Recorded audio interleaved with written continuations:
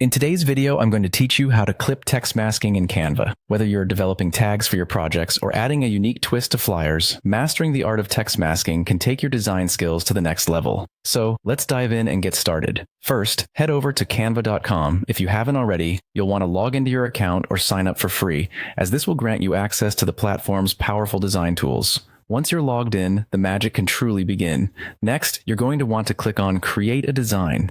This button usually stands out on your homepage, offering a multitude of design templates. Choose any size that fits your project needs. If you're not sure which one to pick, it's generally safe to start with a standard size like an A4 document or a social media post, as these sizes can accommodate a variety of designs. Now, go over to the Elements tab, which you'll find nestled on the left-hand side of your screen. This section houses a plethora of graphics, shapes, and frames that can enhance your design. For our purpose today, we're going to focus on the Frames feature.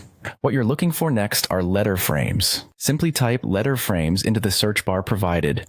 You'll see a selection of letters that will appear as individual frames. These frames are where the magic happens. They'll act as masks for your images, creating that cool clipped effect. Once you have your letters, it's time to get creative. Drag each individual letter onto your canvas. Arrange them to spell out the word or phrase you're envisioning.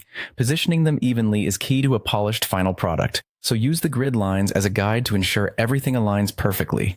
With your letters in place, it's time to add your images. Head over to the Uploads section, where you'll find all the images you've previously uploaded, or you can upload new ones directly from your device. Drag one image at a time from your uploads and drop it directly onto each letter frame. You'll notice the images snap into place, filling each frame perfectly. This is what creates that striking text mask effect. And there you have it, an eye-catching text masking effect that can make any design pop. Remember, experimentation is key.